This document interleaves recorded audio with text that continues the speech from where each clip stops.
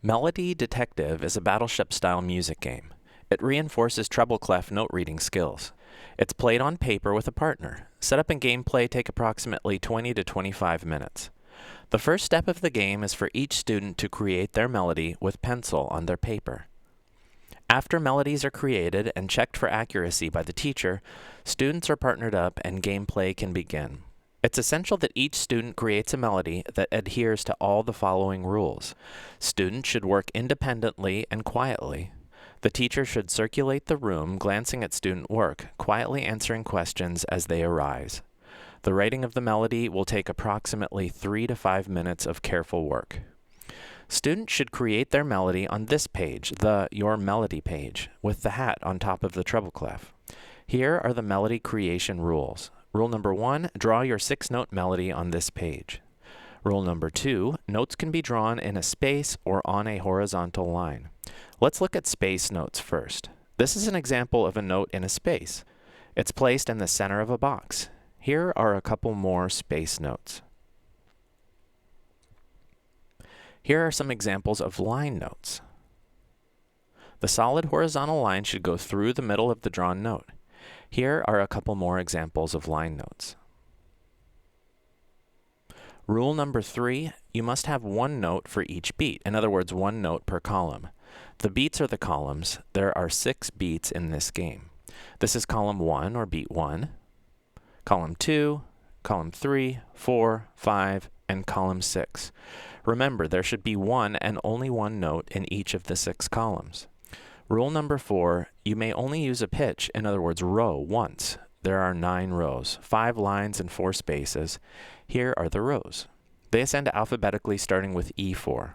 Next is F4, G4, A4, B4, C5, D5, E5, and the top row is F5. Rule number 5, you must have 3 notes above the middle line. The middle line is B4. This note on beat 2 is in the space C5, and it's above the middle line. This note is also above the middle line. It's beat 3, F5. This is above the middle line, beat 4, D5. Rule number 6, you must have 3 notes on or below the middle line. The note on beat 1 is on the middle line, B4. This note on A4 is below the middle line, but there's a problem. There's already a note on beat 4, on the D5 line. Don't forget rule 3, you must have one note for each beat. Move it over to beat 5 and it's fine. It's still below the middle line and now it's in a column by itself. Here's a note for beat 6, but again, there's a problem. We can't have this note here on A4 because there's already a note in A4 on beat 5. Don't forget rule 4, you may only use a pitch or row once.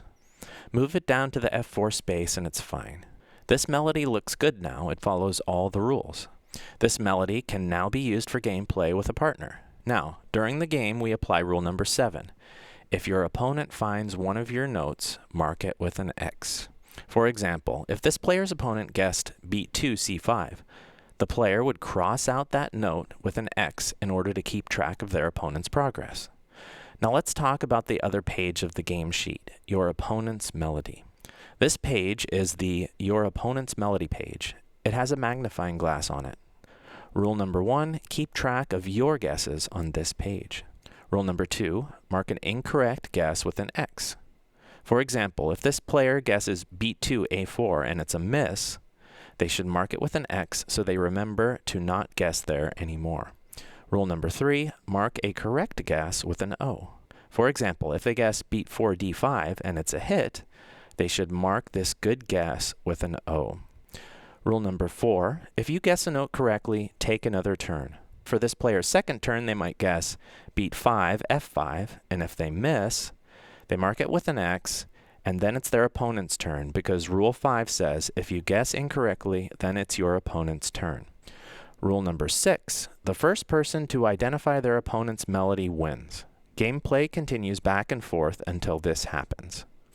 To recap, students carefully create their melody with pencil on the Your Melody page.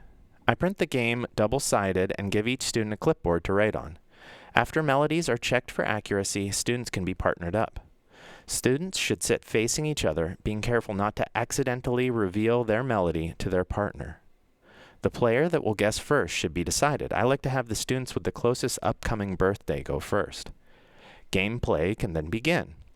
When a winner is decided for the game, students may use their melody to challenge any other student that has also finished their game if time allows. A link to a free printer-formatted copy of the game is in the description. I hope you and your students enjoy it.